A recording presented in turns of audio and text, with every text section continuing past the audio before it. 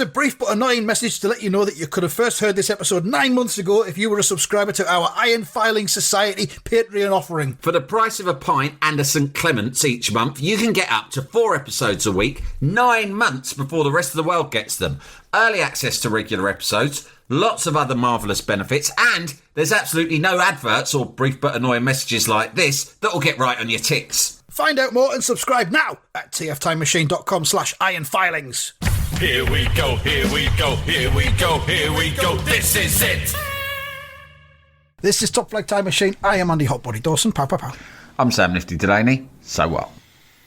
Welcome along. It's the beginning of a new Odyssey. And this one is a bit different. It's shorter than most of the things that we look at. It's a BFI public information film from 1977 called Have a Good Day, Dear. Lovely. And what should we call it? Because it's about office carnage. The health and it's the health and safety deep dive, or isn't it? Like this is about health and safety in the 1970s workplace. Am I right in that? What should we call it? The Office Disaster Odyssey, something like that. It'll have a title by the time it goes out. 70s Office Odyssey, because actually, I've only watched the first 3 minutes so far. Obviously. And it's a whopping 15 minutes long. But from what I've seen so far, it's every bit the creative achievement as Mad Men was. I mean, how many awards did Mad Men win for depicting, for doing an honest and quite well stylised depiction of working life in the 60s, and it actually did creep into the 70s as well, Mad Men. Yeah. I mean, I would say that the creator of Mad Men, who I actually interviewed, Matt Viner, also used to work on The Sopranos, I think that he basically has seen this and thought, I'm going to rip this off, but change it to America, because, you know, what we've got is, first of all, we've got like 70s stylised office, swirly carpets, some lovely mid-century office furniture, lots of sort of mahogany and whatnot, and then you've got, let's be honest, quite sexy secretaries. I know you're not allowed to refer to secretaries as sexy anymore, but they were back then. And you have casual sexism aimed at them. Yeah. So really, aside from the health and safety stuff, it's really about 70s office life, isn't it? Totally is. And like you say, there's some stuff there, like you say, office furnishings and architecture and all of that that are a delight to look at. I've just been doing a bit of research on this short film, and it turns out there was an exhibition last year in Scotland in the Lumley Museum of Scottish Industrial Life, which sounds like a hell of a place to visit. Sounds good, yeah. And they had an exhibition last year called Risk. And on the webpage for it, it says, a spill, a slip, a hospital trip. Oh, no! The world around us can be a hazardous place, but over the years, people have come up with clever ways to protect themselves. This fun and vibrant exhibition looks at the sometimes hidden dangers in and out of the home, see how people protected themselves in the past and the risks they took. Watch out for screens showing public information films. Some are quite unnerving, such as Lonely Water. Oh, our old friend Lonely was part Water. Of this exhibition, as was this thing, Have a Good Day, Dear. So these people at this museum in Scotland are very switched on. They've got the right idea. I'd love to go up there for a little fucking pipe about. Yeah. One of these days we'll get round to doing Top Flight Time Machine Day Out reviews. Yeah. And that will be on our list. Yeah. We could like the National Trust membership thing, and it gets you in the National Trust places. We could sign up various locations to the Top Flight Time Machine. Yes. Do you remember when we were going to go and see that bunker in York, but then someone said, you can't remember why not. It's only open on a weekend or something. And I was like, don't tell me what I can and can't do. And there was that place you went to look at which had the hermitry. The hermitry, that would be, that is National Trust, so we might find ourselves up against Trust them already, isn't it? Yeah. But we could both do long for hermitry. We could try and make them a better offer. Yeah, we could do. We could buy them off the National Trust. Put in a Hello, transfer we bid. hear you're in with the National Trust. Well, no, it's just like prison gangs, isn't it? It's like we hear you're in with the I'm going to menace them. We hear you're in with the Nation of Islam. We want you to join. We want you to join our crazy loco Hispanic gang instead. Right. We'll make you an offer. We'll get you your own bandana, a brand new knife, a brand new shiv, and other privileges in the canteen. Okay, so a similar sort of thing with the National Trust location. Well, you've got National Trust. We've talked before. I don't know if we even did a deep dive about the beef that existed between English Heritage and National Trust. Because for a time I was a member of both, quite controversial. And once we stirred that up, we had people from both sides getting in touch and telling us, don't bother with those fucking... We had someone pretty militant from the English Heritage going... They were briefing against each other, yeah, weren't they? Fucking National Trust, don't make me laugh. Fucking plastic bunch of fucking frauds. Fucking jokers set up they've got, right? We're the fucking real deal. We're for the authentic fans of history, not those cunts. It's all about tea shops and fucking gardens. You come to the English Heritage, mate, you see a proper fucking castle in a right shit heap state, right? And that's real history right there. Yeah. So there was a lot of that going on. And I'm saying, let's enter the fray and set up Top Flight Time Machine. I'm saying let's not enter the fray. I'm saying we need to find a third way of different locations. That's what I'm saying. I'm saying... a canal that's alleged to have a car in it. Oh, yeah, like my mate took me to, yeah. Yeah. That'd be good. Those sort of locations that are not on the roster at the minute of either the National Trust or the English Heritage. The tree that Judkins shat out of, that could be one. That could be a day out. Yeah, of course it could. Get a plaque on it. Yeah. Blue plaque. Oh, look, once you get it, what's blue plaque? Is that English Heritage as well? I was going to do a Chiswick Soul Patrol tour, like tourism tour. You come to Chiswick, I'll meet you at like Turnham Green Station, and I'll take you, and we'll keep an eye out for Pancho, and we'll look at some of the sites. There's some great Chiswick Soul Patrol. Where are they now? Some of them are working on the fruit and veg up the high road. Yeah, I'm going to say you'll spot some of them there. Yeah, of course. Could do a bit of that. Yeah. Our good friend Peter Hooton of the farm has started doing. He's involved in Liverpool music heritage tours around the city now. I've noticed he's been tweeting about that. That looks like fun. I bumped into my mate the other day who came to Barnes to see me before Christmas, and the first thing he saw when he got out of his car, parked up and got out of his car, was, you guessed it, Lineker. And he said, I can't believe it. He goes, I've come to Barnes and literally the first thing I see when I get out of the car is Lineker. He goes, Lineker was walking around on his hind legs, boulders brass, right? Fucking hell. Then I saw him again recently. He came over to Barnes the other week for one of my book event things, and I said, you seen Lineker this time? He goes, no, but since last time I was here, you had all the press here, didn't you? And I said, oh yeah. And I told him, I saw a money-making opportunity. I got down there and started selling Lineker tours. Said we had all the tourists coming round for a week or so. It was just it was bloody Lineker bonkers. So I just hung around outside the pub saying, holding up a thing saying official Gary Lineker tour. No one could stop me saying official, right? And I was charging 15 quid. I said, and I was going around and I was doing things like stop. And they'd all stop behind me, all these Japanese tourists, and I'd pick up a leaf off the ground, sniff it, and go, I think he's been here recently. It's still fresh. He's close by. Yeah. Be very quiet. I told them that Lineker could hear for a 10-mile radius, even like literally the tiniest crack of a twig he can hear. Yeah. Yeah. When we do come across him, because we will, when we do come across him, do not look directly at him. Don't look at him. And if he comes towards you, Lineker comes towards you, stand perfectly still as you can, and what you'll find is he'll at worst he'll come up really close and he'll sniff around you, and that's how he'll establish whether or not you're a threat, and eventually he will just go on his merry way. Don't flap at him. No, don't do anything sudden. Don't bristle or anything like that, because he is frightened of fear. He'll pick up on your fear and it frightens him. Whatever you do, do not run, because there is no way you can outrun him. Right, he's lightning quick, and a lot of people have made the mistake of thinking they can escape him by climbing up a tree. Don't. He's an expert climber. He's an expert climber. He goes up it like fucking a rat up a drain pipe. And other people have jumped into a body of water. There's the pond. Some people have even jumped into the nearby Thames. He will dive in and he will chase you down like a shark. He's semi-aquatic, isn't he? He's semi-aquatic. He can go up. He's like the Komodo dragon in that sense. He's quick across land, up trees, and through water. So you've got very triple threat. Yeah, you've got very few ways of getting away. So the best thing is you just stand still, don't make eye contact, hope for the best.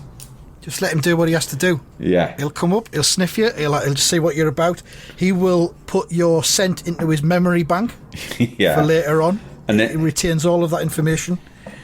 He'll know if he smelled you before. He might. And he'll know that you're safe. He might whisper in your ear very gently some woke opinions about who knows what, like immigration or, the rights of transgender people. You don't know. Say something like, did you know that 10% of UK homes are empty? Yeah. And if he does that, just don't show any response. You may have a temptation to nod and sort of try to win his approval by going, I agree with your opinions, But even that might cause a commotion if you do that just by nodding your head or engaging in that. So just be impassive, completely impassive. Definitely don't argue with him.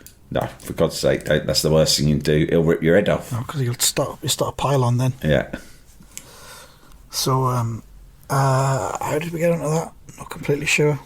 Just enjoyed it. Yeah, just talking about 70s workplaces, something that we have no experience of. I don't even remember. I remember 80s offices because both my mother and father worked in extremely different offices in the 80s, but I spent time in both.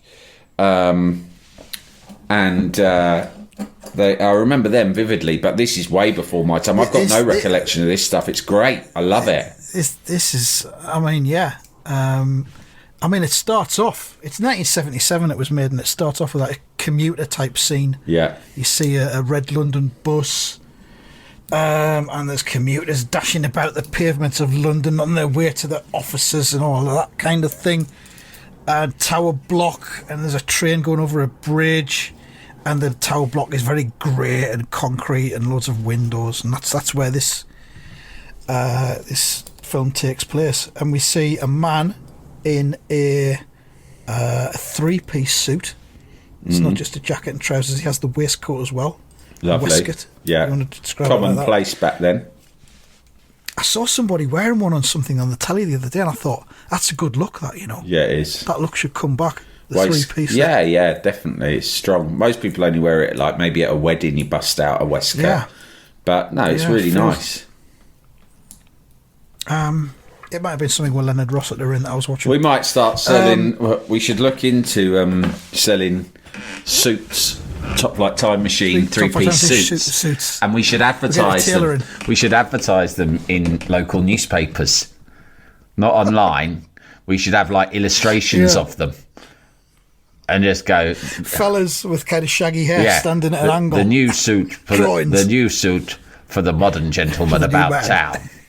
And they're slightly flared, slight kick out at the bottom of the leg, above the shoe. Yeah, quite wide in the collar, and they're wearing shoes with a heel. Shoes with a heel, yeah. Cuban heel. We could easily get that because you can get cheap tailoring done, maybe in India, something like that, and we'll get them shipped over. Yeah, we'll send them our sketches.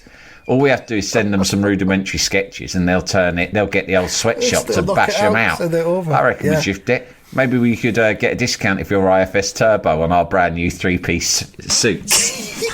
I will also get some T-shirts done that say "Suits for Sale,"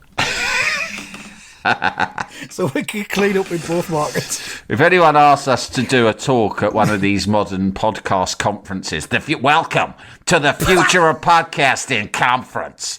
Today, Andy Dawson and Sam Delaney of Top Flight Time Machine join us to explain what they see as the future commercial exploitation of podcasting and related IP, right? And we go, hello, thank you for having us. We are about to reveal to you the future of our podding empire. And then we pull away the sheet, and it's just an illustration of me and you wearing three-piece suits. Flared three-piece suits. That's right, suits.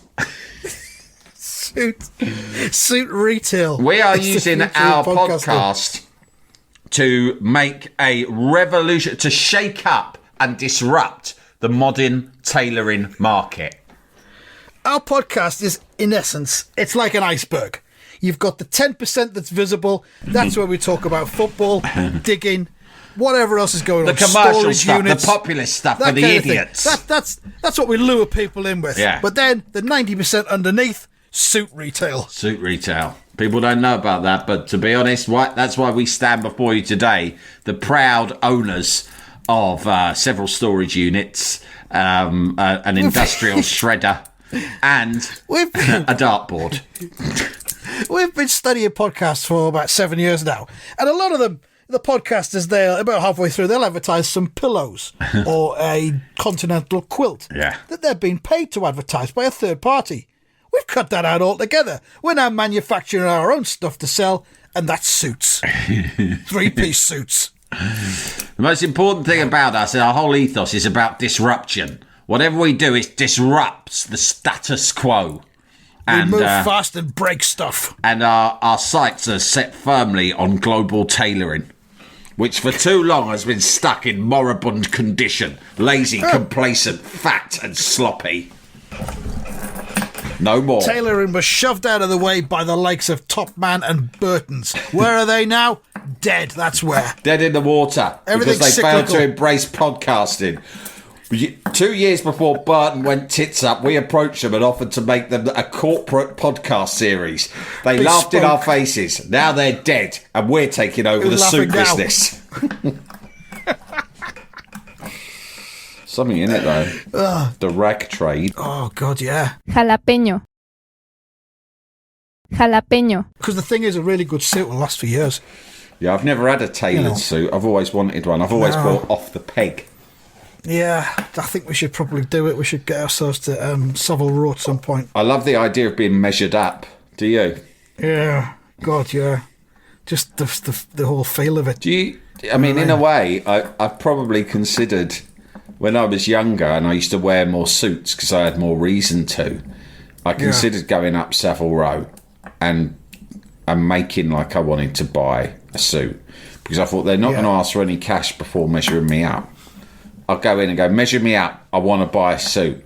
They do the whole measuring up. Then the best bit is when they then come to you with a book full of bits of cloth. Oh, the book of cloths. And I look through the cloth. Yeah, I like that one. Can I touch it?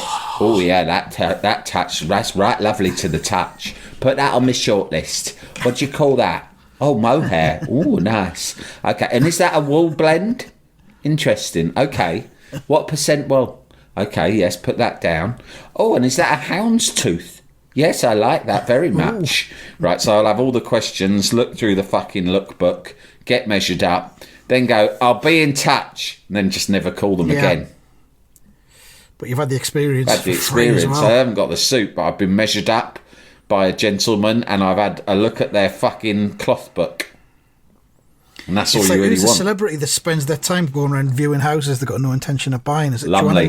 Lumley. Yeah. And that's a Top Like Time Machine exclusive. That came straight from me because she told me when I was in the green room at fucking Sky with her. She was that of all like the brief celebrity encounters you have where just in green rooms and stuff. I've had loads over the years, some right interesting people, and some of it's just brief. You have a little chat. But that one is one of the all-time greats because, like, she is such a legend that even a 10-minute chat with Lumley stays with you forever. I'll bet. She had slight Roy Race vibes because she goes at one point, she just wanted to talk. You know, like with some celebs, you think they won't want to talk. You always instinctively think they won't want to talk. People are always talking to them. They won't want to talk. I'll leave them be. I'll leave them to their own thoughts, right? She's got important business to think about. Lumley business. She doesn't need a fucking idiot like me interfering. Yeah. Trying to. Are you tapping? Are you tapping? Yeah, something, coin. Sam? Yeah. Okay. Sorry, I'm getting all jittery thinking about my time with Lumley. Put it in your pocket. Thinking she's gonna think fucking hell.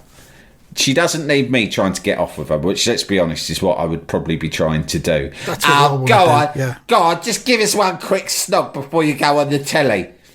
Go on, just a quick snog. In the and cold. She'd be like, no, come on, don't be like that. We're being professional. This is a professional engagement. Go on, I won't tell no one. I just want to do it so I can I'll tell my mates, obviously, but they won't be able to spread it. They're social outcasts anyway. They don't know no one else. It won't spread from them. They're not even on the internet. Right. They're what I call social cul-de-sacs. You got no worries with them whatsoever. Nowhere. I'll tell them. They might not have even heard of you, to be honest. No offence. But a lot of them don't earn televisions. But no, she wanted to talk more than I did. She's giving it this one. Do you know that garden bridge that they're talking about? I went, yeah, I've read about that. Yeah, that was my idea. That's what she said. Did she say that? Yeah. And I went... That was common knowledge, though. And I went... Well, I didn't know it. I went... I more or less went, like, fuck it was. And she went, fucking was. I just called up Boris Johnson and said, you want to turn that bridge into a garden? And he said, all right, then. Yeah, but there's more to it. Do you know the backstory between Joanna Lumley and Boris Johnson? Don't tell me he's had it off with her, because I'll be gutted. No. He probably wants to. Oh, of course he does. We all do. He wants to have it off with everyone. When he was a little boy, Joanna Lumley used to babysit Boris Johnson. The dirty bugger. Now, can you imagine being, let's say, 11 and being babysat by Joanna Lumley? Yeah, amazing. And the permanent impression that would have on you forever. It would have been disastrous, really. No wonder he's turned out funny. It would lead to thoughts and fantasies that would live with you for decades to come. And then...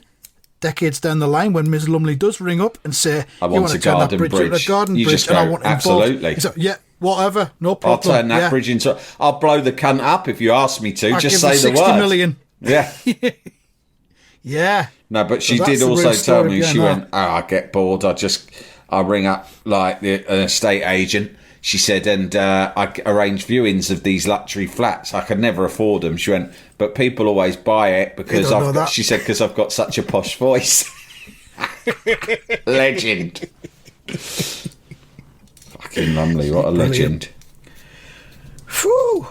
So where are we? We're looking at this Have a Good Day, Dear, and there's a fella who swaggers into the office who you can only describe as the office cunt. Yeah. In the same way that every football team has a cunt. Yeah. This fella is the office cunt. He's got no time for pleasantries. He is anti-establishment. He doesn't matter who he annoys or upsets. He's a bit of a jaded cunt as well, really, isn't he? Yeah. I mean, everything in this office is kind of varying degrees of brown. Yeah. Isn't it? From tan right the way through to dark mahogany in colour. And there's a bit of grey as well. It's just brown and grey pretty much throughout. And this fella's called Ted. And he's played by none other than the actor Jeff Hinsliff, who played Don Brennan in Coronation Street a few years later. And he's perfect for the role. And Don Brennan was, it has to be said, one of the great Coronation Street characters of all time. Of course, he lost his foot. He was a taxi driver who lost his foot. He was married to Ivy, which in itself would be enough to drive anyone to distraction, I think. I'm just looking on his Corrie Wikipedia page. He was driven away in 1991 by Ivy's forceful personality. Understandable. She was ruled by the ghosts of her past, and she sometimes treated Don like an afterthought. Don had an on-off affair with Julie Dewhurst. I don't remember. Don't remember her. And he crashed his car in a suicide bid when she broke it off. And he survived, but his left foot was amputated. I think he crashed it into the viaduct that's at the end of the street. Did I tell you I've been to the Coronation Street tour before? No, how did you get that? Tour. Oh, did you just pay? Oh, it's you got to pay. It's on in Manchester. It's brilliant, and you go around all of the various interiors of all the houses in the street. Do they have any old ones that aren't there anymore, like Hilda Ogden's rig or something? Because that was the most iconic. No, they've all kind of gone. Because it wasn't the active studio that they use. It's kind of replicas of like a museum. What they use. Yeah. But they have a real Rover's Return, right? There's a real Rover's Return which you get to go in. And is that the real one, or is that a recreation? Replica? It's a recreation, because this is the one they used to use, and they've just moved into a brand new one. Right. But it's kind of the remnants of what they used to use before they'd moved into this new purpose-built one. and you get to go in the Rovers. You can stand at the bar. That's the the money shot, isn't it? Oh, fuck yeah. Get your photo took. Costs money, obviously. Yeah. If you want a professional photo taken, you get to go, you look at the interiors of all the houses, the interior of the factory, the Knicker factory. Oh, Baldwin's Knicker factory. Love it. Yeah. And what else? And then at the very end of it, you come out of this door and you just find yourself on Coronation Street. You get to the exterior bit, the street itself. You come out of the door where the restaurant is under the viaduct, and it's the weirdest thing because the door opens and you're like, fuck me. I've seen this street. I'm going to do it. I'm in Manchester next week for the tour. 45 years. I've got a few hours to kill in Manchester because I'm getting there a day early. Maybe I'll go and do that. I'd recommend it. I don't know if it's still on because it used to be at the Granada Studios, which got shut down. Coronation Street tour. Granada Studios, scene of me shooting my ill-fated pilot show, which I co-hosted with Jerry Springer. That's my only time in there. Me and Jerry Springer, co-hosts. He called me Simon all the way through. Yeah. I've told you that one, haven't I? Myself. Oh my God, I've been before, but you get to go through. Well, you used to move the location. You used to get to go through the what you call it, the gallery, where the director sits and all that when they do all the editing camera and all that 4 shit. Yeah, all that. Yeah. What's still on? I might go myself when we're in Manchester next week. I'll look into that. But yeah, you walk out onto the street and it's like, fucking hell, this is surreal. Yeah. I've been watching this on the telly all my life. And now I'm there. Do you look up on the roof, you see that cat that's always hanging about? The cat's there. Yeah, around the back. You get to go up the back lane behind the houses, which I believe they call it Ginnell in the northwest. Oh, Ginnell. Yeah. Okay. Ginnell.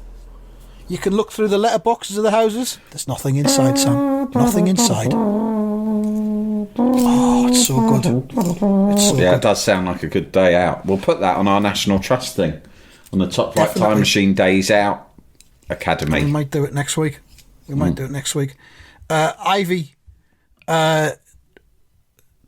turned to drink after Don moved out, and then she moved to a religious retreat and died the following year. Oh yeah, that was a shame, wasn't it? And poor the actor of it, she got herself into. We won't talk about that because that was a bit of a shame, but she actually fell into what I think were drink related issues as well, didn't she? Yes, she made some appearances on shows like The Word, where she appeared to be enjoying herself, let's say. Yeah, that was a bit exploitative by the TV producers of the time.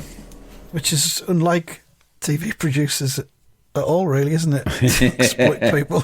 I don't know if it's still so. I don't watch enough telly now. I feel like it's maybe less bad than it was in the noughties. The noughties was like the height of exploiting vulnerable people for entertainment, wasn't it? Yeah. Mind you, do they still have that show, Embarrassing Bodies?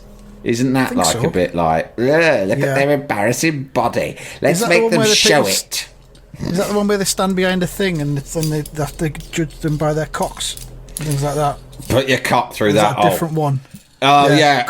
We're Channel 4. We were established to disrupt the status quo by all the fudgy dodgies said we'd do at the BBC. So we're really pushing boundaries. Now, we want you to come on this show and put your cock through a hole. Then we're going to let some birds say whether they like your cock or not. Yeah?